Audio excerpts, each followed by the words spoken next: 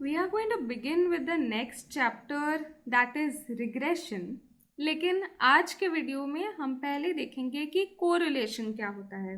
ठीक है, correlation you have studied in 11th standard और ये टॉपिक थोड़ा ज़रूरी है रिग्रेशन पढ़ने से पहले. So let's start with correlation. So what is correlation? Correlation is a measure of association or relation between two variables. यानी कि दो वेरिएबल के बीच में क्या रिलेशन है. क्या अगर एक वेरिएबल बदलता है तो दूसरा वेरिएबल भी बदलता है, और अगर एक इंक्रीज होता है तो दूसरा वाला इंक्रीज होता है क्या फिर एक डिक्रीज होता है तो क्या दूसरा वाला इंक्रीज होता है. You know all these things, ये सारी चीज़ें हम कोरिलेशन में पढ़ते हैं. ओके, सो अगर the changes in one variable are accompanied, मतलब उसके साथ साथ चेंजेस इन दूसरे वेरिएबल भी आते हैं, then these two variables are said to be correlated. Okay, इनके बीच में there is some relation. For example, real life examples में advertising and sales of a product.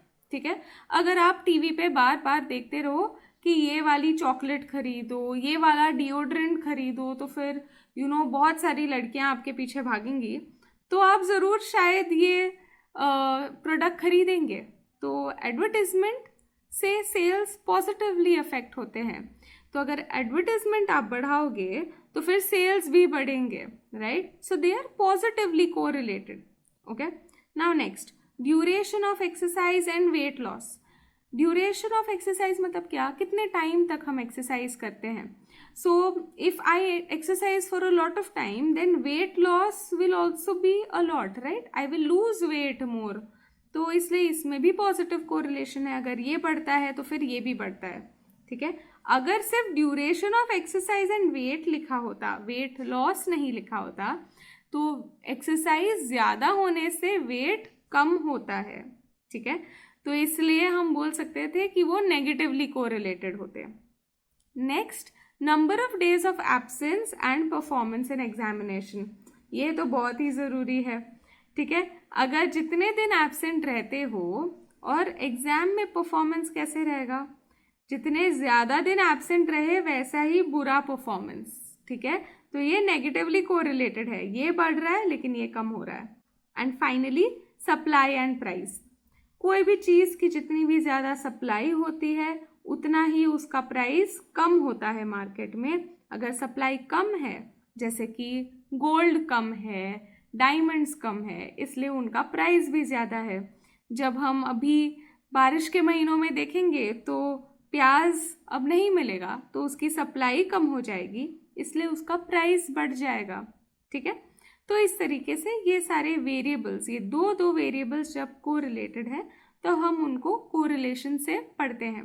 इनके बीच में क्या रिलेशन है, किस डिग्री तक ये एक दूसरे पे डिपेंडेंट है, that is what we study in correlation. Now before we revise the correlation coefficient, मैं some more basic terms भी revise कर लेना चाहती हूँ. Maybe you know all of this, but still I will just do a quick revision. So first is mean. Suppose I have n numbers x1, x2 till xn. तो अगर मुझे इनका mean ढूंढना है तो how do I find the mean? I have to add all of this and divide it by n, जितने हमारे पास numbers हैं. सो इसको हम डिनोट करते हैं as x bar, and x bar is equal to summation. Summation इस तरीके से डिनोट करते हैं, I hope you know. And I will add all the numbers, okay, from 1 to n. I is from 1 to n and I will divide it by n. अब ये mean क्या बताता है हमें? मीन शोज दैट डेटा का center किधर है. ठीक है, कहाँ पे सब एवरेज है डेटा का, what is the middle point of the data is shown by mean. Now we go to variance. Variance is to show कि what is the, how dispersed is the data. कितनी दूर है चीज़ें एक दूसरे से डेटा में, क्या सब कुछ बहुत करीब है या फिर सब कुछ बहुत दूर दूर बिखरा हुआ है सारे वैल्यूज. तो वो हमें वेरिएंस बताता है.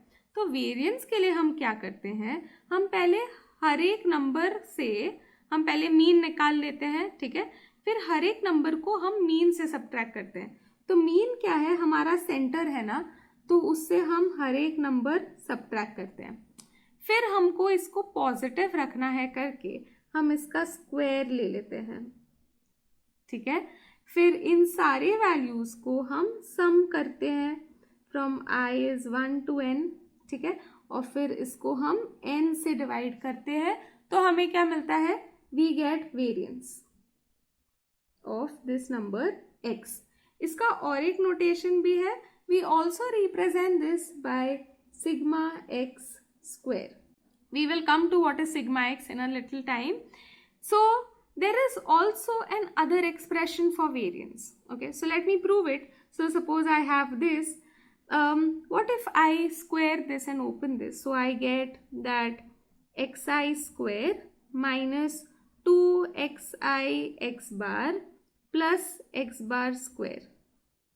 This whole thing is divided by n. अभी समेशन हम हर जगह पे लगा सकते हैं, जो कांस्टेंट होगा उसको समेशन के बाहर ले आएंगे, ठीक है। तो 1/n समेशन xi स्क्वायर, ठीक है। अब यहाँ पे 2 और x बार दोनों कांस्टेंट है। x बार में हमने ऑलरेडी एक वैल्यू निकाला होगा, it will be some number, so it is -2x bar summation of xi, and last में तो x बार स्क्वायर है जो कि पूरी तरीके से कांस्टेंट है, तो वो पूरा ही बाहर निकल आएगा and we will have just summation of 1। Now let's simplify this further, तो ये क्या हो जाएगा, this is 1/n summation of xi square. Okay, now look at this part, -2x bar summation xi divided by n, this is again what, x bar, so here we have -2x bar square. Okay, and what is summation of 1? Summation of 1 is 1 plus 1 plus 1 n times, so that will just be n, so the last term is just x bar square. Okay, इन दोनों को combine करके we get our final answer, that is 1/n summation xi square minus x bar square. ये proof याद रखने की ज़रूरत नहीं है, पर ये फॉर्मूला याद रखने की ज़रूरत है, ठीक है। ये फॉर्मूला ज़्यादा यूज़ होता है इस फॉर्मूला के कंपैरिजन में भी, ठीक है। तो ये दो है हमारे इंपॉर्टेंट फॉर्मूले for variance. Okay, so one is this one and the other one is this one. जो भी दिया है उसके हिसाब से हम ये यूज़ करते हैं या फिर हम ये यूज़ करते हैं। Now next, standard deviation. Now what is standard deviation? Standard deviation is basically the square root of variance, ठीक है। इसको हम रिप्रेजेंट करते हैं सिग्मा, अगर वेरिएबल x है तो यहाँ पे वेरिएबल नीचे x लिखते हैं या फिर सिग्मा भी लिख सकते हैं। This is nothing but the square root of variance of x। इसलिए ही तो अगर मुझे वेरिएंस ऑफ x लिखना है तो मैं लिख देती हूँ सिग्मा x स्क्वायर, ठीक है। तो इसका आंसर है summation xi minus x bar the whole square divided by n, या फिर इसको ऑल्सो ऐसे भी लिख सकते हैं 1/n summation xi square minus x bar square, इसका square root. Now the next formula is of covariance. Covariance में हमारे पास दो वेरिएबल है और इनको हमें ऐसे पेयर्स में दिया हुआ है, x1 y1 x2 y2 xn yn, ठीक है, इस तरीके से। और जब हमें कोवेरियंस ढूंढना है तो पहले हम क्या करेंगे, हम x बार और y बार ढूंढ लेंगे, फिर सारे वैल्यूज़ x के हम सब्ट्रैक्ट करेंगे x बार से, ठीक है। फिर हम सारे वैल्यूज़ ऑफ y को सब्ट्रैक्ट करेंगे y बार से, इन दोनों को मल्टीप्लाई करेंगे, इनका सम लेंगे from 1 to n and we will divide this by n। Okay, so this is the formula for covariance of x, y. Okay, इसका वैल्यू पॉजिटिव हो सकता है, नेगेटिव हो सकता है, okay, it can also be 0, fine. Now this is one formula, we are also going to derive the other formula for this, similarly how we did for variance. The first, let me open this.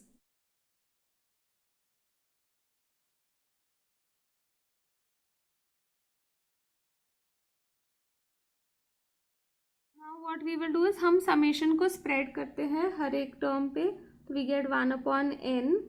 First we have summation of xi yi minus x bar बाहर आ जाएगा क्योंकि वो constant है, summation of yi minus Y bar बाहर आ जाएगा, summation of X I plus X bar Y bar summation of 1।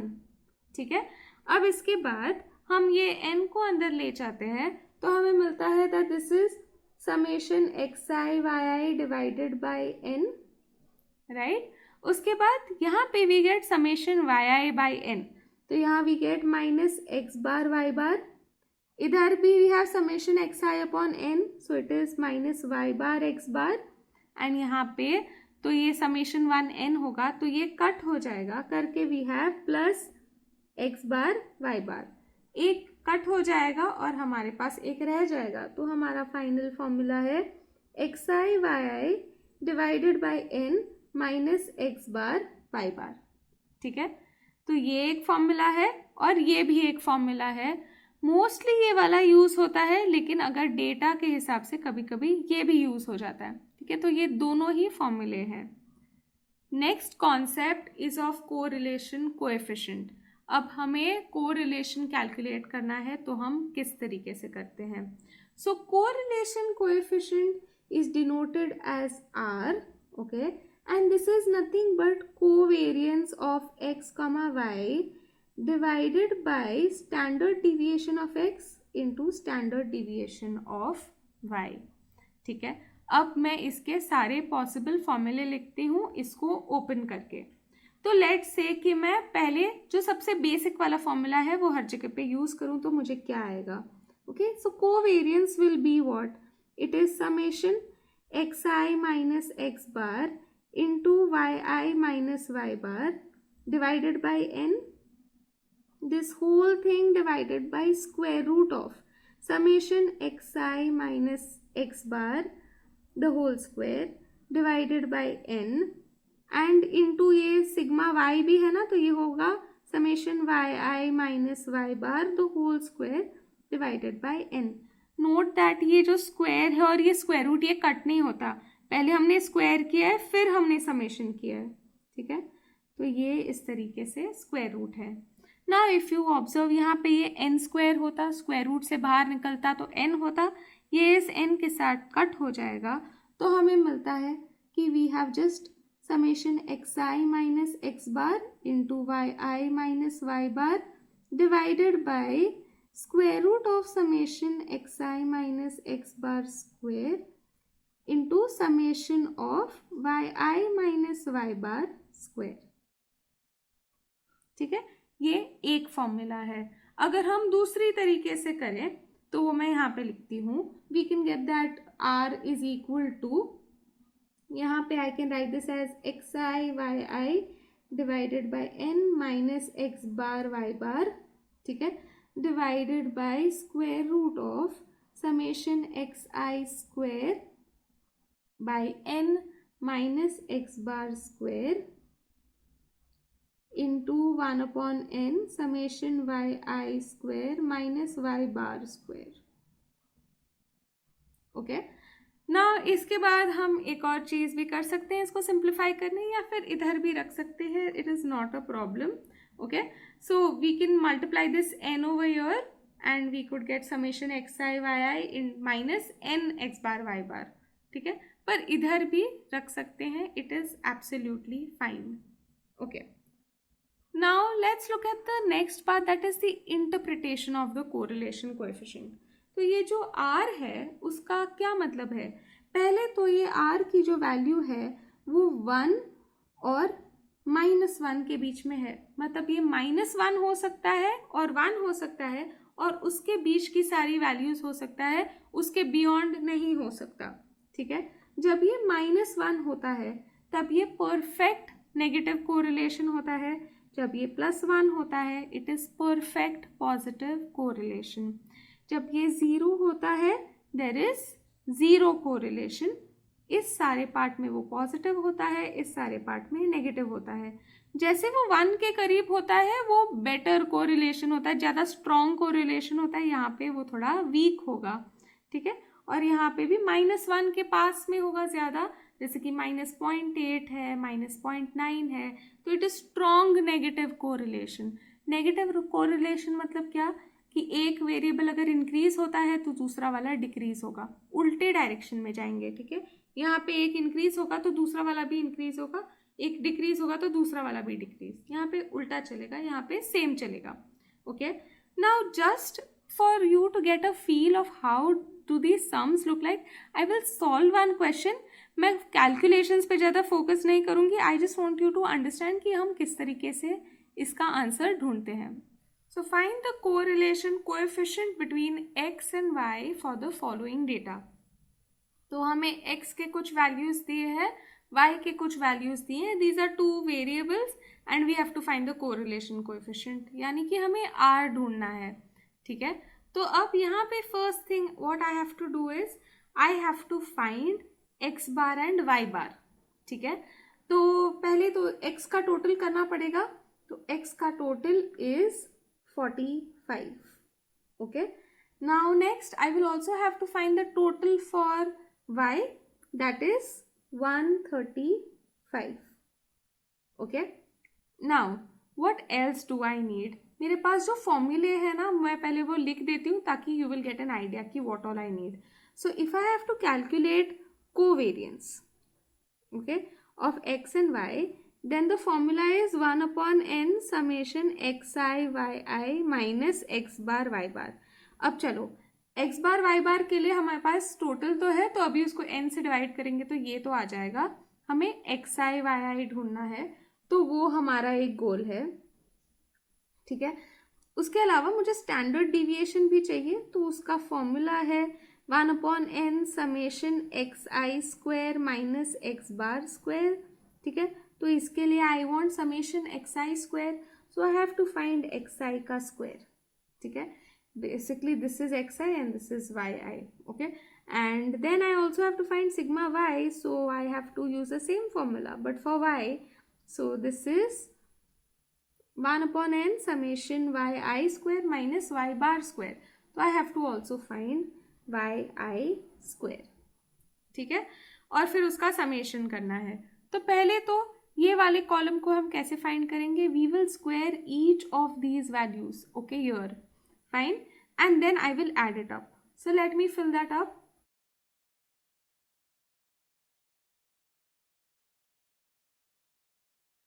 Now next I have to find yi square, right? So I have to square all these values here. So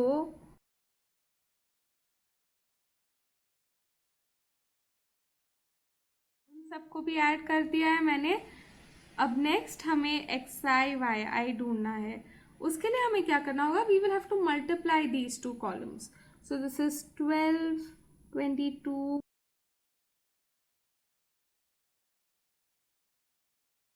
the sum is 731, so we have found all the sum. Now we will substitute it in the formula. First step क्या होना चाहिए, to find x bar. x bar क्या है, summation xi divided by n. Your n is equal to 9, right? So therefore x bar is equal to 45 by 9, which is equal to 5. Next I also have to find y bar.